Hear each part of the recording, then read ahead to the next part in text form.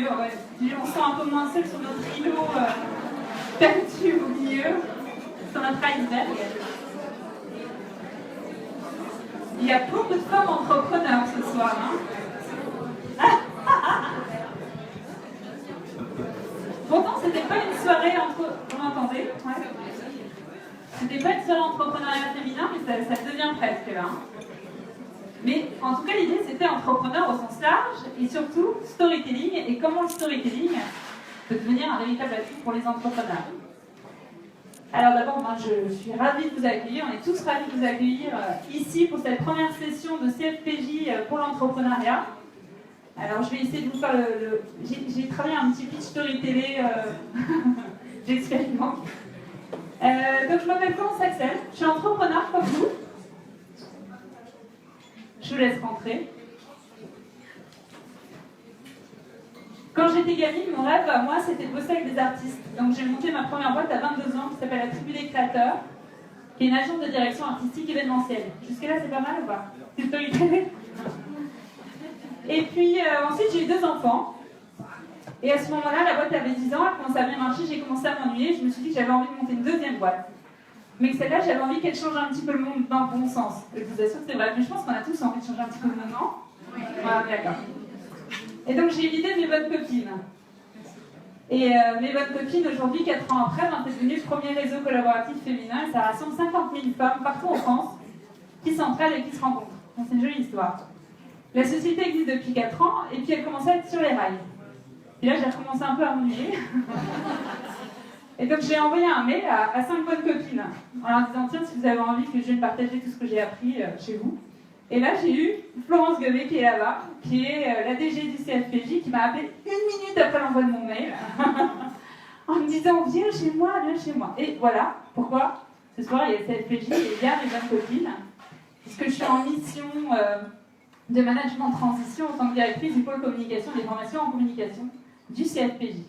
Alors est-ce que vous savez ce que c'est que le CFPJ? T'as vu Florence, c'est bien, hein, on se communique sur ce nombre de personnes. C'est le centre de formation et de professionnalisation des journalistes. En fait, c'est un centre de formation qui est expert dans les techniques de communication et dans les médias. Et en fait, quel est le lien avec l'entrepreneuriat? En fait, c'est que quand on regarde le catalogue des formations qui sont proposées, il y en a à peu près 400 qui sont proposées au CFPJ, qui est une école qui commence à avoir une longue histoire. Et bien en fait, on se rend compte qu'il y a beaucoup de formations, en tout cas, je peux vous le dire aussi parce que je suis entrepreneur, où je me suis tout de suite dit, non mais ça, pour des entrepreneurs qui se lancent, c'est vital. Alors je vous donne, voilà, devenir influent sur LinkedIn et Twitter, par exemple. Je crois que vous êtes d'accord avec moi, c'est quand même super important quand on décide de se lancer. Savoir pitcher son projet, par exemple. On est d'accord, hein, quand on décide de se lancer en phase de recherche de financement, c'est super utile. Pinterest, Instagram, Snapchat et les autres, par exemple. Voilà, il y a plein de formations et on en a fait une sélection très précise qu'on a rassemblée dans un petit fascicule que vous pourrez découvrir dans la salle à côté, par thématique, en fonction des enjeux des entrepreneurs. Et voilà, c'était l'idée en fait de se dire, le CFPJ a vraiment de quoi s'engager auprès des entrepreneurs parce que par notre activité, on peut aider très concrètement des entrepreneurs à se faire connaître. Et du fait, on a décidé de proposer ces événements. Et en fait, on travaille en commando au CFPJ. Donc, quand on s'est retrouvés, on s'est dit quelle serait la recette idéale qu'on pourrait faire pour vous aider de manière très concrète ce soir.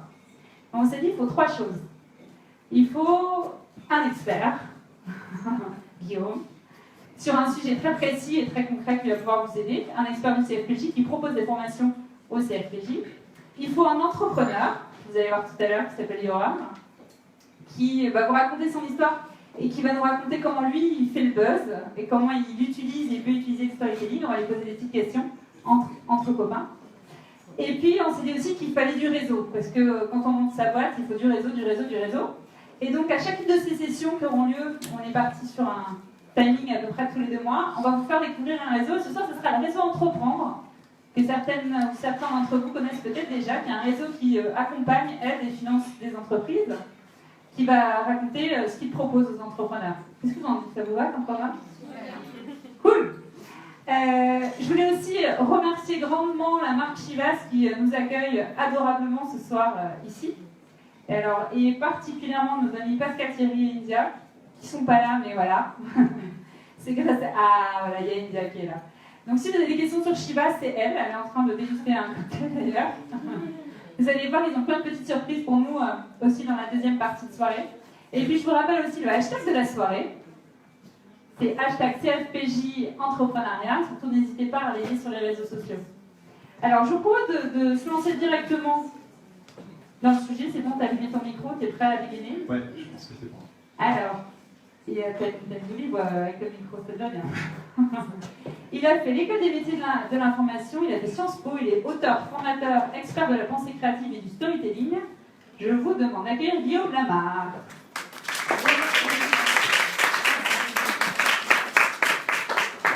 Bonsoir à toutes et à tous. Je suis très heureux d'être là, très impressionné aussi. Je vais commencer par vous faire remonter le temps, si vous le voulez bien. Nous sommes en 1986, le 21 juin pour être précis. Nous sommes au Mexique, à Guadalajara, et nous sommes au stade Jalisco, sur la pelouse du stade pour être exact. Il s'y joue un quart de finale de la Coupe du Monde, entre les deux équipes, les deux meilleures équipes du moment, la France et le Brésil. La tension est à son comble. Nous sommes à la 72e minute. Les deux équipes sont à égalité, mais un pénalty vient d'être sifflé pour le Brésil. Zico, la star brésilienne, a déjà posé le ballon sur la crème. Joël Batz, le gardien français, est en face de lui. Sur ses épaules repose le sort d'une nation entière. Cet épisode est intéressant parce qu'il illustre ce qu'on appelle l'angoisse du gardien de but face au tireur de ténèbres. Et vous allez rire? Ça illustre aussi un peu la situation dans laquelle je suis actuellement. À savoir celle de l'expert en storytelling, chargé de vous montrer et de vous expliquer comment cette technique a des milliers de possibilités. En effet, je vais tenter de vous expliquer pourquoi vous devez faire du storytelling la pierre angulaire de votre projet entrepreneurial. Pendant cette présentation, je vais vous montrer comment faire de votre histoire personnelle votre meilleur atout. Je vais essayer de vous montrer aussi comment élaborer, concevoir et développer votre concept. Nous verrons comment rallier investisseurs et partenaires à vos côtés. Comprendre et répondre aux besoins de vos futurs utilisateurs. Et enfin, développer et pérenniser votre entreprise. Tout ça grâce au storytelling. Vous m'en direz pas. Alors, le storytelling, c'est quoi? Au départ, c'est une technique pour raconter des histoires. Appliqué à la communication, le storytelling, c'est transmettre un message sous la forme d'un récit. Nous allons voir que cette définition-là n'est plus tout à fait suffisante aujourd'hui. Donc je reprends. Le storytelling est une technique pour raconter une histoire, mais pas n'importe quelle histoire. Le storytelling raconte l'histoire d'un conflit. Elle met en scène, elle confronte une intention et des obstacles. Je vais m'expliquer, vous allez comprendre. Tout d'abord, je vous présente un fait. La reine est morte. De ce fait, je vais vous faire une histoire. La reine est morte et le roi en a le cœur brisé. Et maintenant, on va en faire du storytelling. Excusez-moi, c'est un peu vite. La reine est morte. Elle tenait les rênes du royaume dans l'ombre. Le roi tente désormais de conserver le pouvoir. Est-ce que vous voyez un peu où je veux en venir? Pas vraiment. Je vais vous donner un exemple un peu plus concret et un peu plus proche de nous. Et je vais essayer de ne pas bugger cette fois-ci. Si, voilà. Alors, un fait pour commencer. La voiture électrique est écologique. On est tous d'accord là-dessus. De ça, je vais vous faire une histoire. La voiture électrique est écologique et vous permet de faire des économies. On peut faire une campagne de publicité avec ça. Et maintenant, on va faire du storytelling. S'il veut. Je suis à vous. La voiture électrique est écologique. Elle est destinée à une élite de précurseurs, ceux qui sauvent le monde en refusant le statu quo. Est-ce que vous pouvez voir les différents conflits mis en scène? L'industrie automobile traditionnelle n'a rien compris. Elle est rétrograde et compromet l'avenir de l'humanité, carrément. Le conducteur de Tesla, car c'est de cette marque dont il s'agit ici, lui au contraire, il a tout compris. Il sauve la Terre et réinvente le transport en ringardisant l'industrie automobile traditionnelle. C'est un conflit fondamental porté par Elon Musk. La Terre est en danger, il faut la sauver. C'est d'ailleurs un récit assez classique, vous le verrez, dans les entreprises de la Silicon Valley. Mon premier conseil, et c'est peut-être le plus important, lorsque vous faites du storytelling, c'est un peu comme dans la cour de récré, il faut commencer par chercher la bagarre. Je vais vous parler maintenant du pouvoir des histoires. Lorsque nous nous interrogeons sur la nature des histoires, c'est un peu comme si les poissons s'interrogeaient sur la nature de l'eau.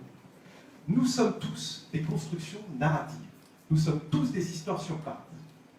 Nous naissons et on nous attribue un prénom. On hérite d'un nom, d'une famille, d'une flopée d'ancêtres. On a vu le jour dans une rue, dans un quartier, dans une ville, dans une région, dans un pays, sur une planète. Tout ceci, ce sont des briques narratives, des étiquettes. C'est notre plus grande force, mais c'est aussi notre plus grande malédiction. Nous sommes tous accros aux histoires et surtout au sens qu'elles donnent à nos existences. L'Homo sapiens est la seule espèce animale sur cette planète qui possède une destinée. Elle sait qu'elle aura un début et une fin. Je dis Homo sapiens et ce n'est pas par hasard, parce qu'il y a 500 000 ans de ça, ça a été notre plus grande force, le langage, notre capacité à utiliser le langage d'une façon spécifique, à décrire des éléments et des événements intangibles. Ça nous a permis en fait, par rapport aux autres espèces humaines, comme le néandertalien par exemple, de pouvoir rassembler le plus grand nombre, de dépasser le stade de la tribu, de créer les nations, les religions et tout ce bazar. Vous le savez, le numérique a rebattu l'ensemble des cartes de la communication, du marketing et du business. Tout le monde est touché. Les marques, les organisations, les entreprises, la politique bien sûr. Dans tout ce maelstrom, on a l'impression que c'est le storytelling qui va nous sauver. Alors, qu'est-ce que cela implique pour nous, entrepreneurs? Tout d'abord, d'un point de vue personnel, nous pouvons concevoir la façon dont on se présente en utilisant le storytelling. Un petit conseil, s'il veut. Ne parlez pas de ce que vous savez, racontez-nous ce qui vous passionne. Je m'appelle donc Guillaume Lamar. Je suis auteur, consultant et formateur. Si je me présente à vous, en vous détaillant par le menu mon parcours scolaire, mes clients, mes diplômes, il y a de grandes chances que je vous perde au moment de ma rentrée en 6e set au collège Georges Courtelier, Paris 12e. En revanche, si je vous raconte ceci, je me souviens, un samedi matin, nous sommes partis, mon père, mon frère et moi, pour nous acheter ma première paire de lunettes. On est arrivé chez l'opticien, j'ai choisi ma monture sans encombre. C'était au tour de mon frère de choisir la sienne. Il hésite. L'opticien tergiverse, il n'est pas très bon. Mon père s'emporte et dit, c'est un artiste, il mérite d'avoir la meilleure monture. Que vous croyez ou non, au moment où ces mots ont été prononcés, mon destin était scellé, mon sang était marqué. Je n'ai eu de cesse depuis d'essayer de comprendre ce que faisait un artiste, ce qui le constituait, et j'ai moi-même essayé d'en devenir un. Est-ce que vous pouvez voir, après vous avoir raconté cette histoire, comment tous les événements qui me sont arrivés vont s'éclairer différemment?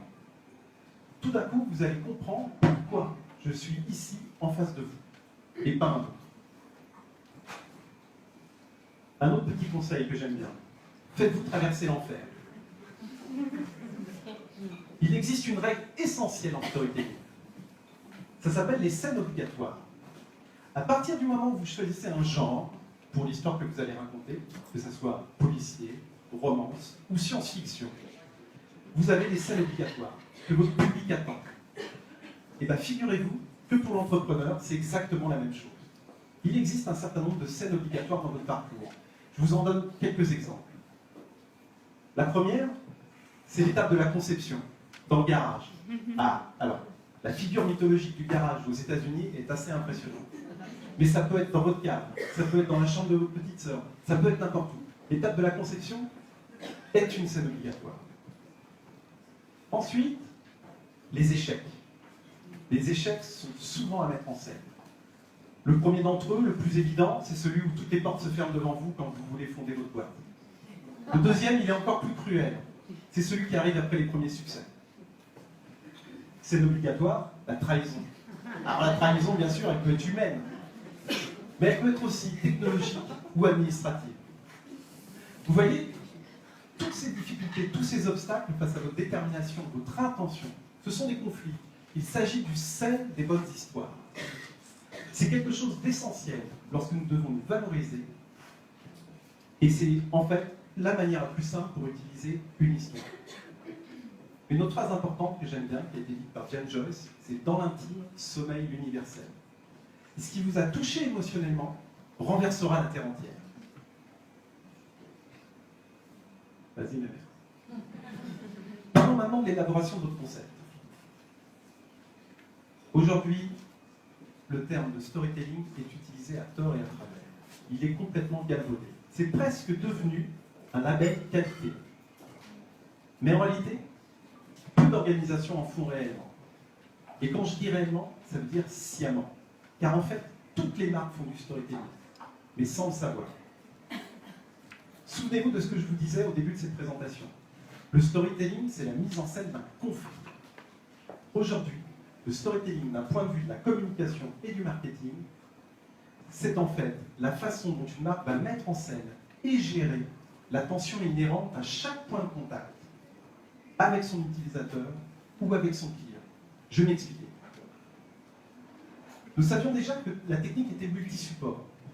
Le storytelling, ça peut être bien sûr une introduction pour votre keynote. Ça peut être aussi un spot de publicité pour une lessive, ou par exemple pour les programmes de Canal+, mettant en scène une licorne. Mais le storytelling, c'est aussi le fameux packaging des produits Apple, ou encore le parcours d'achat chez Amazon, ou la prise de commande d'une Tesla. Vous comprenez? C'est un champ très large, qui en fait occupe des dizaines de disciplines. En fait, le storytelling, ça intègre la totalité de l'expérience que l'utilisateur fera de votre marque. Un petit conseil, trouvez le thème de votre récit. Lego est une marque qui fascine. Apple est perpétuellement cité en exemple, mais la marque danoise effectue un travail remarquable. Elle est au bord de la faillite en 2006. Elle a su complètement se réinventer en se tournant sur le cœur de son métier et surtout sur ses fans, quel que soit leur âge.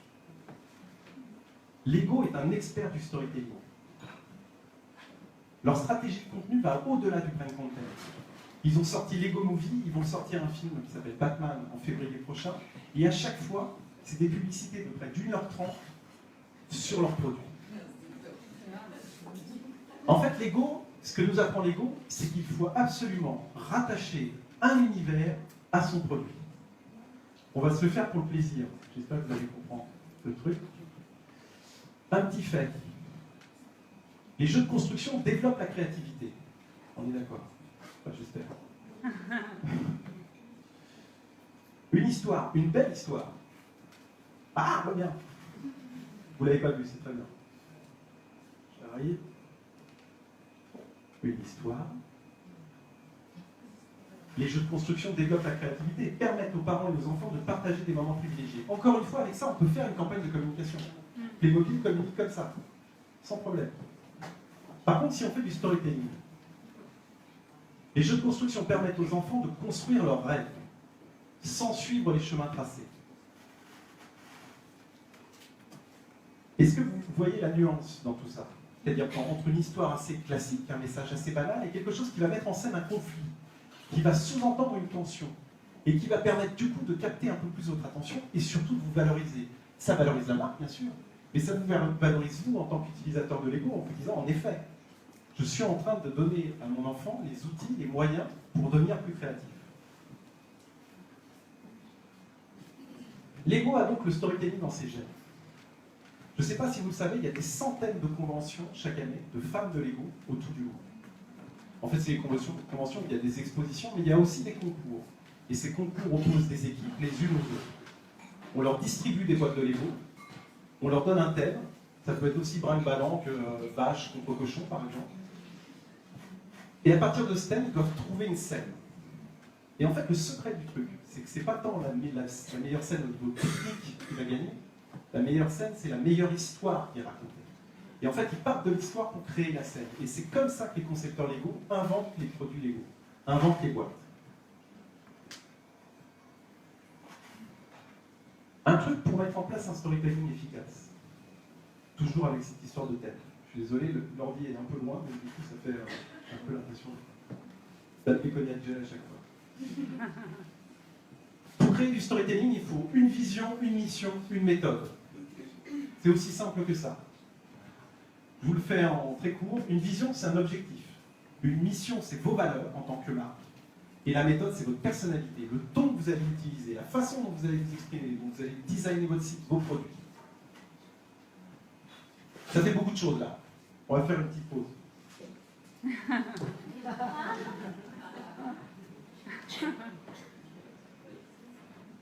Ça fait du bien un peu. Il y a beaucoup d'infos là, de rien. Et puis moi, j'aurais peut-être dû prendre un verre avec moi. Ça me servira pour la prochaine fois. Allez, on part. Voyons comment le storytelling peut vous permettre de rallier du monde à votre panache blanc. Comme nous, donc, les marques sont des constructions narratives. Ce sont des médias comme les autres, des instances porteuses de messages. Et comme je vous le disais précédemment, elles possèdent en elles une tension. Si une marque existe, c'est parce qu'il y a un manque quelque part. Et en fait, moi, ce que j'aime bien dire pour vous, entrepreneurs, c'est que vous êtes chargé de découvrir des failles spatio-temporelles et d'aller les conquérir sur les marchés.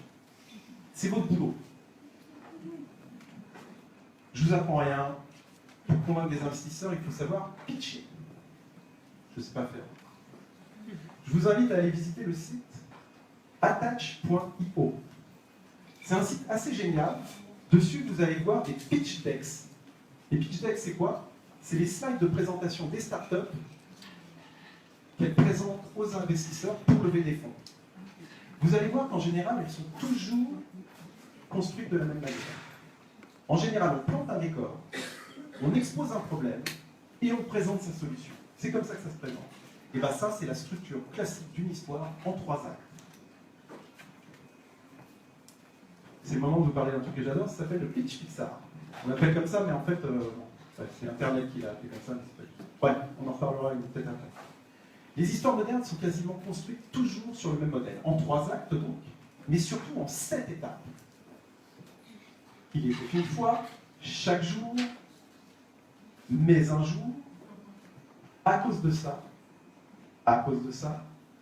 jusqu'à ce que finalement, et depuis ce jour. Ça, c'est pas mal. Il était une fois, chaque jour, mais un jour, c'est l'acte 1. C'est là où vous plantez le décor. C'est un moment très important dans une histoire. Vous donnez à savoir tout ce que le public doit connaître de vos personnages et de la situation. L'acte 1 se termine par ce qu'on appelle un élément déclencheur. Vous avez planté un décor, un équilibre, et vous brisez cet équilibre avec un élément. Du coup, c'est la fin de l'acte 1. Votre héros rentre dans le royaume de l'aventure. Et il passe dans l'acte 2. L'acte 2, c'est là où il y a les péripéties, c'est là où il y a les obstacles. Tout ne devient que cause et conséquence. Jusqu'à ce que finalement, on arrive à ce fameux climax. Le climax, c'est un point très précis dans l'histoire, une espèce de point de non-retour, où le héros n'a plus le choix. C'est-à-dire que soit il se soumet à ce qu'il doit vraiment faire pour parvenir à évoluer, c'est-à-dire changer, soit il ne le fait pas. En général, il le fait. Sauf dans les pièces un peu... Dans l'acte 3, le monde est rééquilibré à nouveau. Le héros a changé et il ne sera plus du tout le même. Un petit conseil. Exercez-vous à pratiquer ce qu'on appelle cette arche narrative pour élaborer vos présentations. Plantez le décor, installez vos futurs utilisateurs, faites basculer leur univers, la faille spatio-temporelle, envoyez-les en enfer et ramenez-les ensuite avec votre solution. C'est le meilleur moyen de présenter. Donc tout ça c'est bien beau, mais tournons-nous un peu vers votre public, vos clients. Pardon. Ah, reviens-toi. Comme le disait le regretté Henry Ford, j'aime bien dire regretté, s'il y a un seul secret pour parvenir au succès, il réside dans notre capacité à percevoir du même point de vue que l'autre. Ça s'appelle l'empathie. C'est quelque chose d'essentiel quand on crée son entreprise. Et du coup, le conseil qui en découle, que j'aime bien, c'est apprenez à conduire pour le confort de votre passager. Apprendre à connaître ses clients ne se fait plus au doigt mouillé. Je ne sais pas si ça s'est déjà fait un jour.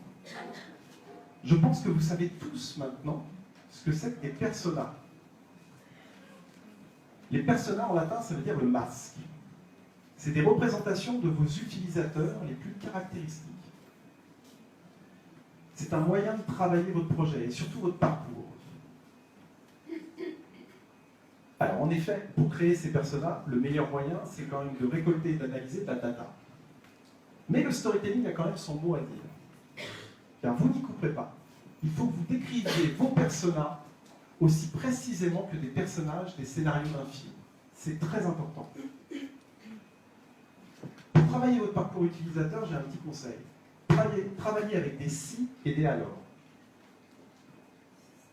Vous travaillez avec cette méthode, c'est-à-dire que vous dites si un tel fait ça, alors nous lui envoyons ceci, par exemple. Quand vous faites ça, vous mettez en place une véritable scénarisation qui va mettre en scène une action, une réaction et une transaction. L'action, c'est ce que votre utilisateur veut accomplir quand il vient sur votre site, par exemple. La réaction, c'est sa réponse émotionnelle à ce que vous lui offrez. Et enfin, la transaction. La transaction, c'est l'échange au sens large. C'est hyper dur à dire. Ça prend en compte l'échange et bien sûr l'engagement. Lorsque j'étais journaliste et que je travaillais sur des nouvelles formules, j'aimais bien dire que les lecteurs nous achetaient 2 fois. Une première fois en kiosque, et la seconde fois quand ils rentraient chez eux, qu'ils se posaient sur leur pot de bête en face de la cheminée et qu'ils lisaient nos contenus. Aujourd'hui, il faut rajouter une 3e étape. Ils lisent nos contenus et ils les partagent sur les réseaux. C'est très important. Votre boulot en tant qu'entrepreneur, c'est de rendre cette expérience la plus facile, la plus fluide et la plus agréable possible pour vos utilisateurs. Un dernier conseil sur les personas. Amusez-vous à écrire un A Day in the Life, comme la chanson des Beatles. C'est intéressant pour travailler l'empathie, justement. Vous avez caractérisé votre persona et du coup, vous créez une espèce de journée type pour lui. Mon dernier chapitre. Comment aider votre entreprise à s'inscrire dans la durée? En fait, développer son entreprise en tenant compte du storytelling, c'est examiner et travailler avec attention chaque point de contact entre vous et vos clients. Point de contact est un terme un peu vieillot maintenant. C'était quand on parlait d'espace, d'achat d'espace. Maintenant, il vaut mieux utiliser le terme moment de vérité. Les moments de vérité, en fait, c'est des espèces de mini-climax en temps réel que vous avez avec vos utilisateurs. Vous devez vous demander pour chacun de ces moments de vérité s'il est à la hauteur de vos principes. Est-ce qu'il remplit les besoins de votre persona? C'est encore une fois un travail d'empathie. Vous devez savoir exactement ce que vos clients font, pensent et ressentent. Un type qui était très fort pour ça, c'était Hergé, le dessinateur des aventures de Tintin. Il avait inventé avant l'heure le cliffhanger. La dernière case de chaque double page était faite pour que le lecteur tourne cette même page. C'est très important. Vous devez faire la même chose avec vos moments de vérité. Vous devez vous demander ce qui motive votre utilisateur à passer à l'étape suivante, excusez-moi. Quels sont ses sentiments au moment où il aborde ce moment de vérité? Quelles sont ses pensées? Quelles sont ses connaissances, ses décisions? Et enfin, quelles sont ses actions? Voilà. Il est temps pour moi de conclure. Je vais vous donner un dernier conseil. Les clés pour un storytelling réussi. Une bonne histoire, elle doit être simple. Elle est porteuse d'un seul message. Elle est d'une fidélité sans faille au thème de votre entreprise. Ensuite, une histoire est surprenante. Il faut que vous puissiez travailler vos chutes et vos enchaînements. Il n'y a rien de pire pour un storyteller que de dire quelque chose que son auditoire connaît déjà. Une histoire doit être concrète.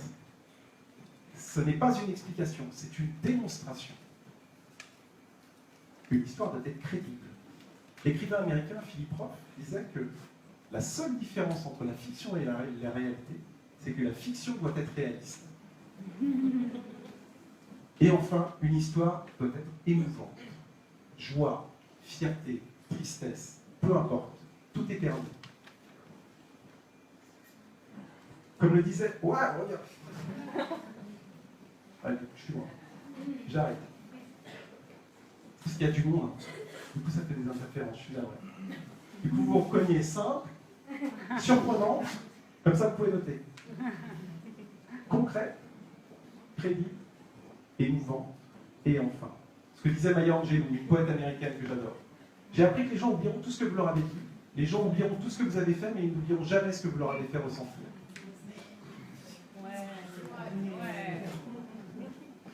Le storytelling, malgré toutes les critiques, représente l'inverse de la manipulation.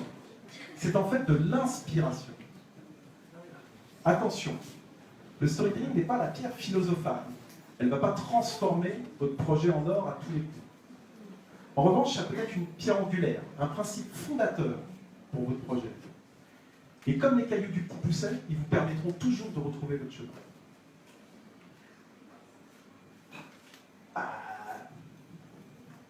J'aime bien ça. On retourne au Mexique. Un petit cliffhanger. Zico s'élance, frappe la balle, et Joël Batz a anticipé. Il plonge du bon côté. La France va jouer les prolongations. Elle va même participer à l'épreuve des tirs au but. Et elle se retrouvera en demi-finale face à la RFA, son ennemi juré. Et ça, c'est une autre histoire.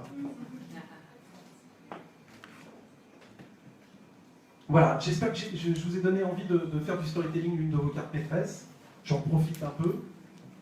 J'ai eu la chance de sortir il y a quelques jours un livre aux éditions Pyramide qui s'appelle La Voix du créatif. J'y parle d'innovation et surtout, je laisse voir un peu ce que peut être l'esprit d'un innovateur. Donc voilà, si le cœur vous en dit, il est dans toutes les bonnes librairies. Je vous remercie beaucoup de votre attention. Je suis désolé pour les bonnes techniques. Et à très bientôt. Je suis disponible après pour discuter avec vous de tout ça.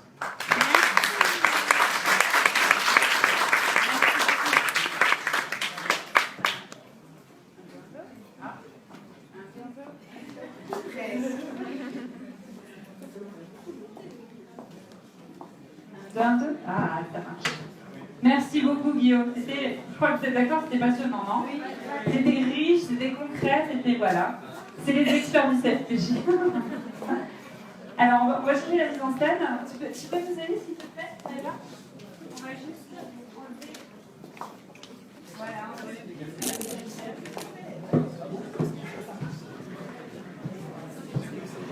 On a un gentleman avec nous.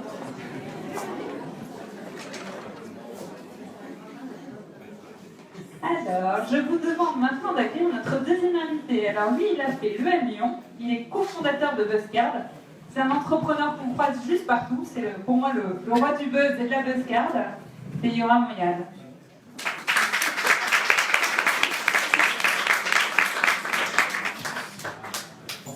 T'as vu toutes ces femmes, je t'avais dit que ce serait assez féminin, ça l'est. Hein? Ça va? On est où? Écoute, je suis dégoûté, il m'a piqué ma ligne. La ligne. La citation géniale que vous a sortie, c'est exactement ça. Les gens se foutent de ce que vous leur dites. Ils se foutent de ce que vous faites. Ils se rappellent de ce que vous leur faites ressentir. Et toi, tu nous en fais ressentir des choses avec la Buzzcard. Alors raconte, c'est quoi la Buzzcard? Alors, est-ce que je fais vraiment un pitch sur la Buzzcard? Ça va sauver tout le monde. Un micro-pitch. Okay. Juste qu'on sache de quoi tu es entrepreneur, toi. Alors, on a inventé la carte de visite à vie, qui désormais peut vous sauver la vie. Alors si ça, c'est pas du storytelling... Voilà, je vous en dis pas plus, on en parle après si vous voulez. Je dis que je vous en dis pas plus et je vais tout vous dire. Et je vais faire comme si... Et c'est hyper intéressant. Je pense qu'on est dans un pays où vous avez une chance énorme, c'est que les gens ne savent pas raconter l'histoire.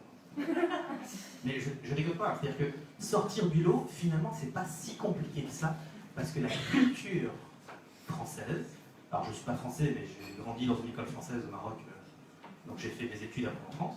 Et c'est fou. C'est fou comme les gens n'étaient pas très bons en exposé, ils n'étaient pas très bons pour raconter, ils étaient en panique quand l'ordinateur s'éteignait, à l'époque on avait des slides qu'on projetait.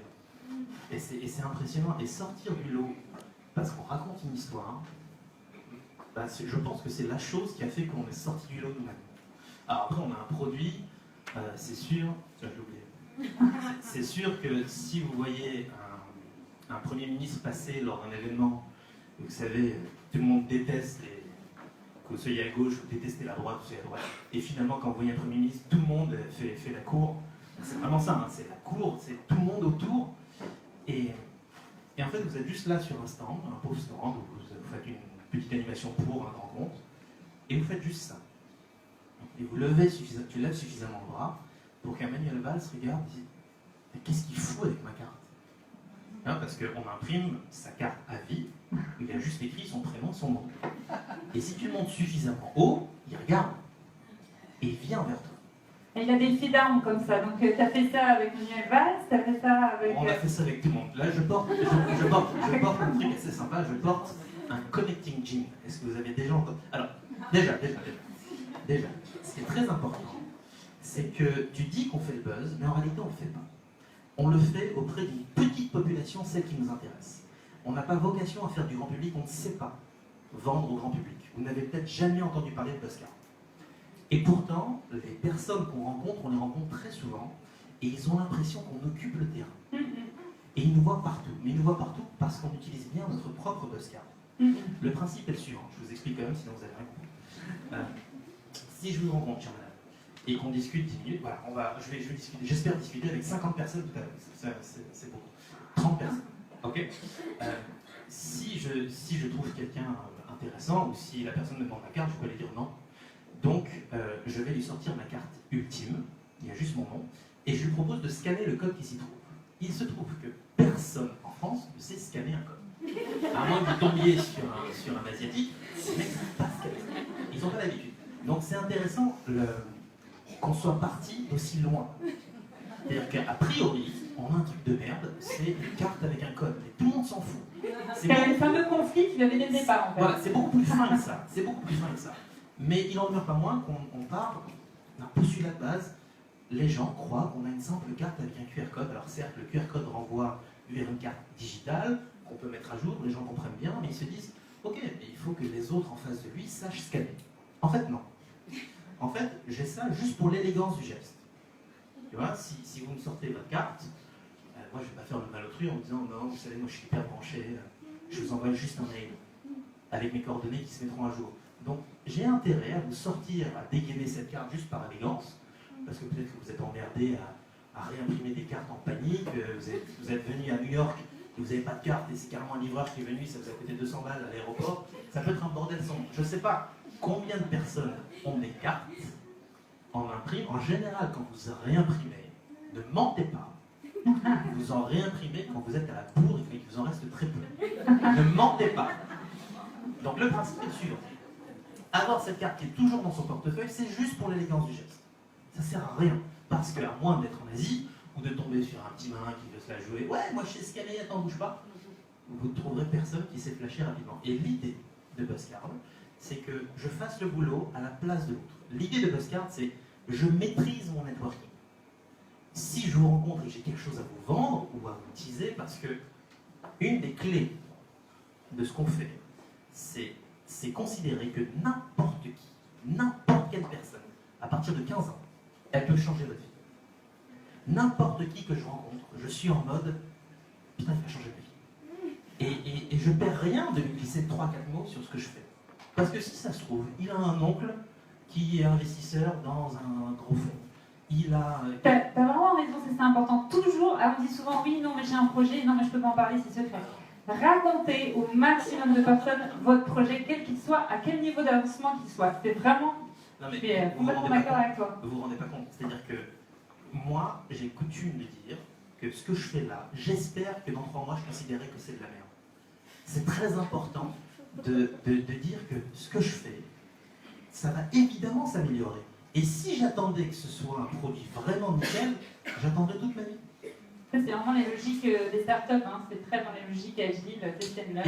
Et c'est assez compliqué parce que finalement, il n'y a rien de pire que de décevoir. Et si tu proposes quelque chose et que tu le lances trop tôt, la personne se dit non, laisse tomber, c'est de la merde.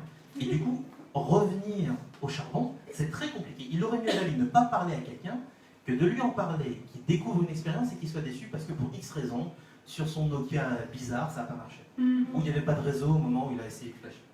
Donc là-dessus, il n'y a pas de règle. Là-dessus, moi je pense que le plus tôt vous racontez votre histoire et le plus tôt vous êtes authentique, le plus on a envie, non pas d'acheter votre produit, mais de vous suivre. C'est exactement ce que j'allais dire. C'est la particularité pour moi que t'as, c'est qu'on on a envie de te suivre. On a envie de connaître tes aventures. T'as jamais utilisé la Oscar? Non. Ok. Non, par contre, je suis fan des concepts et surtout, je suis hyper curieuse à chaque fois de savoir où est-ce que t'en es. Mais, ok. Qu'est-ce que t'as fait? Pourquoi est-ce que tu es curieuse? Déjà, on n'est même pas copains sur Facebook. Si, on est copains sur Facebook. C'est moi qui parle plus. Donc, ce qui est intéressant, c'est que quand je reprends le film, hein, quand je vous envoie mes coordonnées, en réalité, je fais de vous mon follower. Je vous envoie mes coordonnées pour recevoir un mail avec ma V-card en piège. Tout le monde sait ouvrir une V-card et l'enregistrer dans ses contacts. Ok. Si ce n'est qu'en faisant cela, je me suis assuré qu'en cas de mise à jour de mon profil Buzzcard, donc d'une de coordonnées, d'un lien, d'une actualité, eh bien, j'ai la possibilité de déclencher un email à tous les gens que j'ai rencontrés, ou une partie des gens, parce que j'ai eu l'intelligence de vous affecter à un groupe de contacts au moment où je vous ai rencontrés. Journalistes, politiques, grands groupes, banques, investisseurs potentiels, non-French speaking. Les hashtags, les fameux hashtags qu'on est demandé à passer. Disons que si je te mets dans un groupe tout de suite, je prépare maintenant mon emailing futur qui est ciblé. Donc je gagne beaucoup de temps. Donc ce qu'on invente finalement, c'est un outil de live CRM. Et c'est très fin. C'est-à-dire que excuse-moi, ton prénom? Guillaume. Guillaume disait, il ne faut pas expliquer, il faut démontrer. C'est tout le problème. Si tu l'expliques, les gens vont dire, ah ouais, c'est pas con sur le principe. Mais l'usage, dans l'usage, ils disent, soit je donne une carte et je m'en fous, qu'ils se démerdent, soit je prends ses coordonnées et comme c'est quelqu'un de très important, je vais noter et je vais le relancer en lui disant 3 jours après, on s'est dévié il y a 3 jours, est-ce qu'on pourrait prendre un café, j'ai un truc. Ok. Nous, on est un peu plus radical, on se dit, tous les gens qu'on rencontre, on les transforme en followers. Quand on aura une mise à jour parce qu'on a quelque chose de nouveau à dire, j'espère tous les 3 mois, voire tous les 2 mois, eh bien, je me rappelle le bon souvenir des gens. Donc il y a beaucoup de personnes, vraiment beaucoup, et je pensais qu'on n'était pas communs sur Facebook, qui quand elles me retrouvent à un événement ou dans la rue, dit « Ah, je vois que ça bouge, et putain, t'es partout ». Non, je ne suis pas partout. C'est qu'à chaque fois que je suis quelque part, sur BFM ou sur Challenge, etc., je le fais savoir, je mets à jour ma Buzzcard. Et de manière très insidieuse, je déclenche un emailing. Ça donne cette sensation que c'est parti. Et donc la personne voit, waouh, il a encore fait Challenge, waouh, encore BFM, putain, il n'arrête pas, il me saule. C'est limite ça. Ouais. Alors que si on avait été copains sur LinkedIn, par exemple, ce qui est assez classique, pour des gens qu'on n'apprécie pas forcément, mais on se dit, une relation professionnelle, c'est comme ça. Non, mais tu vois ce que je veux dire. Sur LinkedIn, il y a beaucoup de gens, je suppose que tout le monde parle de Oui, vous. c'est plus des connaissances. Vous avez, je sais pas, 500 ou 1000 contacts sur LinkedIn, vous en connaissez la moitié. Vous dites qu'on ne sait jamais. Ok, mais vous ne travaillez pas à ça. Et si sur LinkedIn, vous écrivez un jour, je viens de signer avec AXA, en espérant donner envie à Allianz et aux concurrents, la probabilité que tous les gars chez Allianz passent sur LinkedIn au moment où vous écrivez ça, elle est proche de 0. Si, quand vous mettez à jour votre Buzzcard, votre carte digitale, ça déclenche un email au groupe assurance, vous envoyez un email, tout le monde reçoit au moins le titre de l'email. Et vous n'ouvrez pas, mais tu as fait passer le message. Donc c'est beaucoup plus fin qu'un réseau social. C'est un moyen de se construire son propre réseau et de le nourrir de temps en temps. Donc c'est très insidieux. Donc on est des salauds. En tout cas, ça fait passer l'information et ça donne cette sensation. Mais je te dis, on n'est pas sur du grand public. Donc personne n'a jamais entendu parler de nous, à moins que vous soyez très pointu sur BFM, etc. On passe beaucoup. Parce qu'il y a plein d'émissions différentes. Et une fois qu'on y est, on se dit, tiens, je vais pas se dire bonjour à l'autre. Ce qui est assez classique. Mais les gens que l'on voit, on essaie de les voir souvent. Donc en fait, pour toi, l'idée, c'est pas forcément d'être grand public, mais d'être plutôt sur des cibles de communauté plus précises, avec lesquelles tu distilles de manière récurrente et régulière. Et ça, on peut le faire avec une Buzzcard, mais on peut aussi le faire avec un LinkedIn, si on a envie. Non, et même c'est la philosophie qui compte. Ouais. Je pense qu'on me demande souvent, waouh, tu networks hyper bien, comment tu fais, comment les gens t'apprennent. Non, mais on ne peut pas jouer sur tous les tableaux. On ne peut pas courir 500 lièvres, et Dieu sait que j'essaie de le faire. Il faut semer des milliers de graines. Tu ne sais pas laquelle va prendre. La graine de Schwarzenegger, c'est improbable. Elle raconte l'histoire de Schwarzenegger, C'est elle est improbable. hallucinante cette histoire. Euh, Il était une fois, ça commence. Non, c'est marrant parce que je parlais de Valls tout à l'heure. À l'événement où Valls passe avec la horde de ministres et de journalistes, de caméras, etc., il s'arrête sur le stand d'EDF parce que je m'interpelle avec une carte. Qu'est-ce que tu dis à ce moment-là? Rien. Tu dis rien. Tu montres juste la Tu carte. fais ça. Forcément, il vient parce que l'idée, c'est d'être en rupture. Si vous savez raconter Surprenant. une histoire, Histoire si vous savez surprenante. raconter une histoire, sachez que personne ne sait. Donc vous allez sortir du lot. Et si vous sortez du lot, vous créez une émotion chez l'autre. Et si vous créez une émotion chez l'autre, Il va s'en souvenir. Hein, Guillaume? c'est la clé. Alors C'est pas raconte, très compliqué. Arnold. Donc pour faire événement, hop, Valls qui s'arrête, qui discute, etc. Il y a Fleur Pellerin qui est juste derrière, on avait fait un coup avec elle. C'est une de tes femmes, hein, elle est à fond. Hein. Il finit, bah, pas tant que ça, Pas tant que ça. mais c'est ce que tu crois, c'est l'essentiel. Ouais. J'y crois. C'est l'essentiel. On a fait une levée de fonds, crowdfunding, en moins de 3 jours en écoutier. On a levé, on a refusé, on avait 400 000 euros proposés. En 3 jours, c'était il y a 3 ans, c'était complètement fou. Pourquoi? Parce qu'on avait une seule vidéo. C'était la ministre qui, devant 300 acheteurs de l'État, disait il y a un exemple d'achat public intéressant, c'est Oscar. Elle sort cette Oscar comme ça, de sa veste, et c'est filmé. Et nous, on avait des larmes comme ça dans le Mais je déconne pas, c'est-à-dire que quand elle dit il y a un exemple, et je crois qu'on en a parlé tout à l'heure, on se regarde avec mon frère, on a dit non. Et elle parle pas de nous, elle parle d'Air France, enfin de Météo Consult. Bon. Ouais.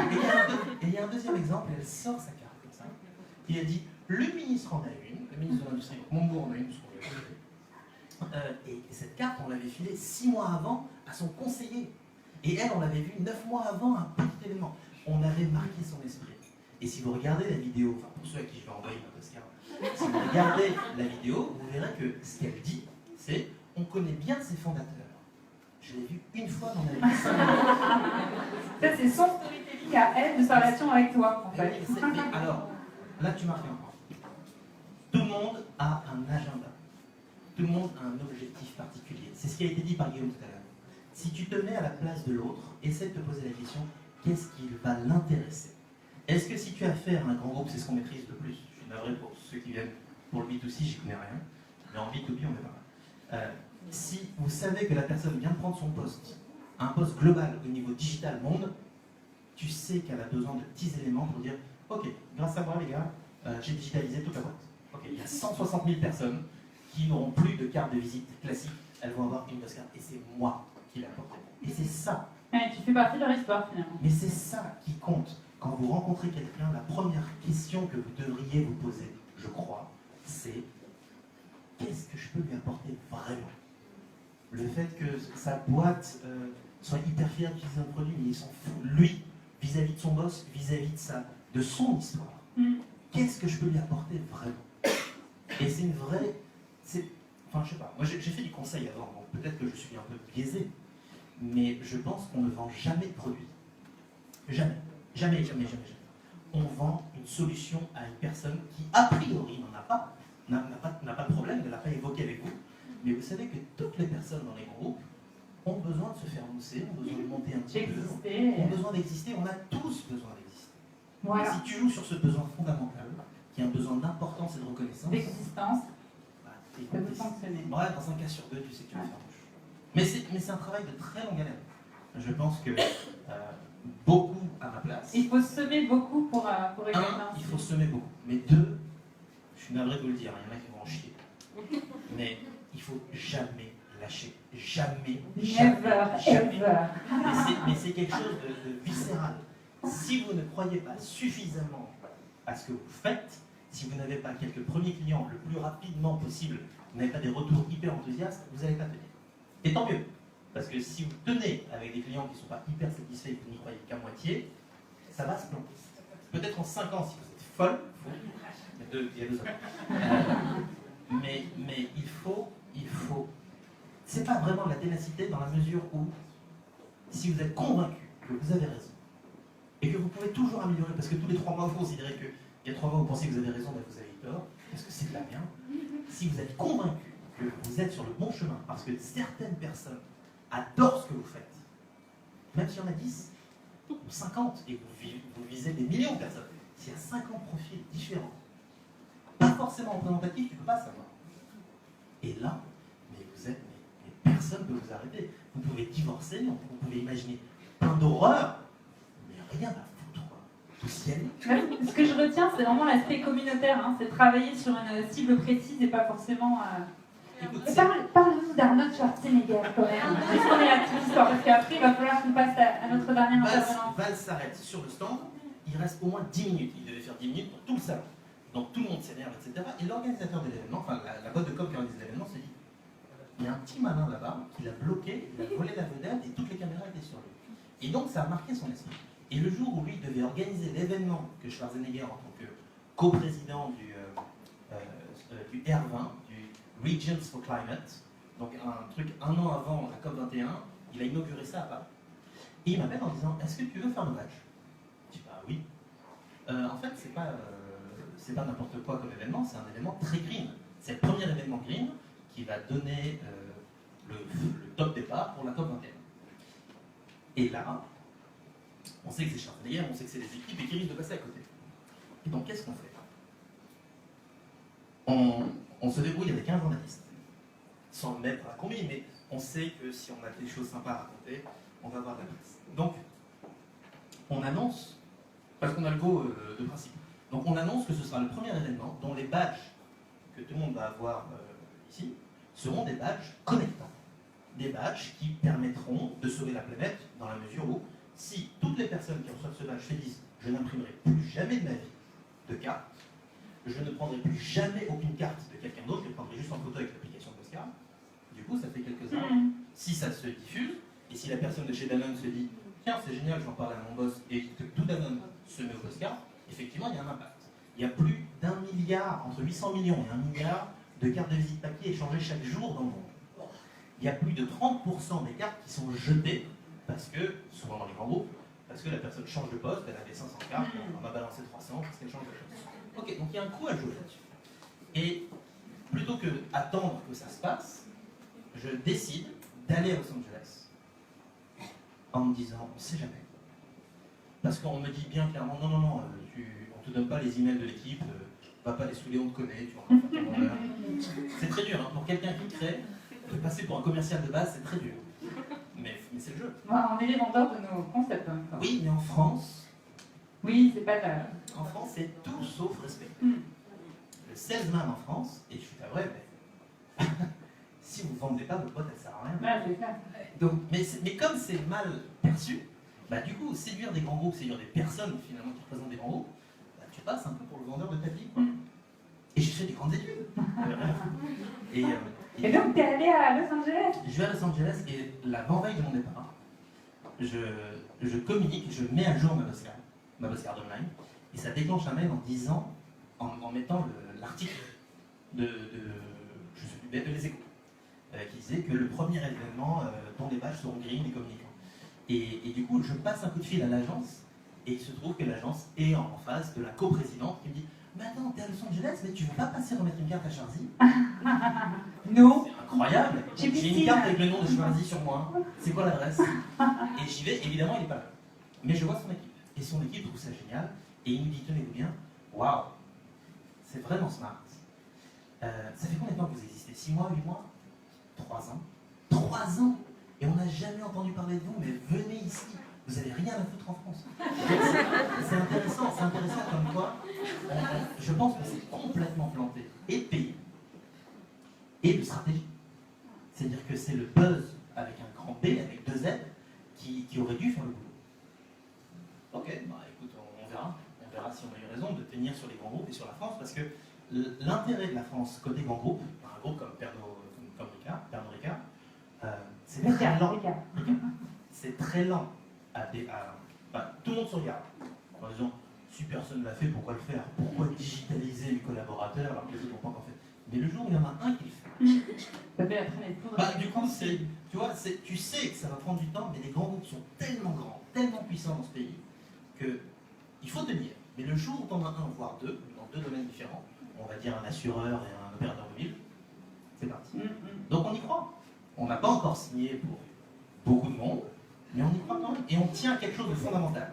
Contrairement à tous les concurrents qui sont venus derrière, parce que vous aurez ce problème.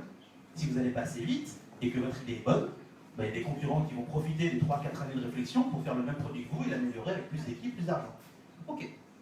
Sauf Sinon, il faut vite qu'on arrive à la fin de l'histoire et qu'on enchaîne avec notre troisième. Donc Schwarzenegger, simple. Il reçoit la carte. Je ne sais même pas s'il en entend parler. Et quand il arrive à Paris, la veille de l'arrivée, son équipe m'appelle en disant « Vous pourriez faire une carte au nom de François Hollande ?» Ok, on l'a fait. Il dit « Mais il doit passer à l'événement ?»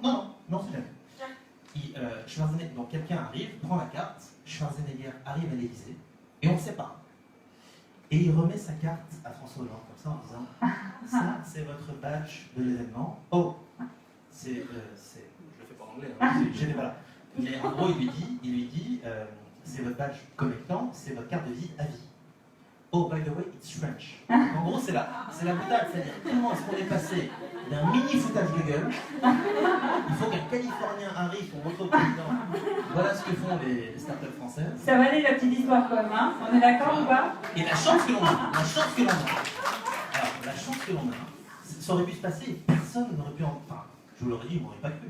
La chance que l'on a, c'est qu'il y avait un journaliste du Parisien au milieu. Et ben voilà, Et il parfait. a pris une superbe photo et il a écrit sur 5 lignes. Il lui a remis une Oscar. Génial. Ok, le revers de la médaille, c'est qu'il a fait ça samedi. Et donc on a l'info samedi soir. Et donc on ne peut pas appeler l'AFP dimanche. Et donc le lundi, ils disent oui, ça s'est passé vendredi. Enfin, vendredi. Bon, ça s'est passé vendredi, c'est trop tard. Mais c'est sympa comme histoire. Comme quoi, les nation est parfait. Hein. Les ascenseurs émotionnels. Voilà, excusez-moi. Merci beaucoup, Yoram. Bon partage. Voilà, je te laisse continuer à partager avec toutes les personnes qui seront là pendant la deuxième partie de soirée. Et puis on va terminer avec notre amie Marie Aragon. Alors, elle est responsable de com et du développement du réseau Entreprendre. Bonjour, qui aide, accompagne et finance les entreprises. Est-ce que tu peux nous en dire un petit peu plus sur ce réseau? Alors, moi je travaille pour Réseau Entreprendre Paris. Qu'est-ce que c'est? C'est un réseau de chefs d'entreprise qui aide des jeunes entrepreneurs à développer leurs projets. Donc comment on les aide? On leur apporte du financement donc, sous la forme d'un prêt d'honneur de 15 à 50 000 euros. Quand tu dis jeune entrepreneur, ça veut dire que c'est une question d'âge? C'est pas une question d'âge, c'est plus une question d'expérience et de timing au niveau du projet. Donc il faut que l'entreprise ait moins de 3 ans. D'accord. Donc on leur apporte un prêt d'honneur entre 15 et 50 000 euros. Un prêt d'honneur, qu'est-ce que c'est? C'est un prêt sans caution ni garantie qui va aider à renforcer vos fonds propres pour après aller chercher l'argent auprès des banques ou des investisseurs. C'est un label de qualité. Donc ça, c'est vraiment ce qui attire les entrepreneurs pour venir dans notre réseau. Mais nous, notre cœur de métier et ce qui nous différencie particulièrement, c'est l'accompagnement. Donc on est une association de chefs d'entreprise expérimentés. Donc pour chaque entrepreneur qui rentre dans le réseau, il y a un chef d'entreprise expérimenté. Je peux vous citer comme exemple les fondateurs de Michel Augustin, Fanny Péchioda de My Little Paris, qui ont l'expérience et qui vont suivre ces jeunes entrepreneurs dans la durée pendant 2 à 3 ans. Super, bon, ça donne envie, non? Et c'est partout en France aussi. Il y a donc en fait, des antennes un petit peu il y a partout. 80 implantations en France, et donc nous on est sur Paris. Comment on se fait le choix? C'est en fonction du lieu où vous avez déposé votre entreprise. Il faut contacter le réseau Entreprendre local.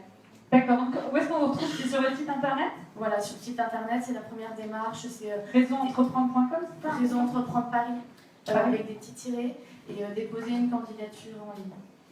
Et ben voilà, merci beaucoup Marie. Merci beaucoup à tous. Alors pendant la...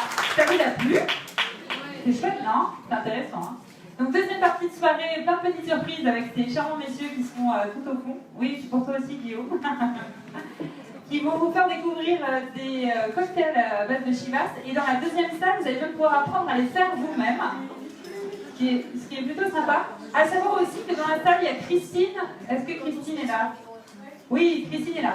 Christine, c'est l'experte dans tout ce qui est financement de formation au CFPJ. Donc, s'il y a des formations qui vous tentent dans le catalogue des formations, c'est elle qui va vous aider, vous accompagner pour vous dire où trouver les financements. Donc, c'est quand même super intéressant.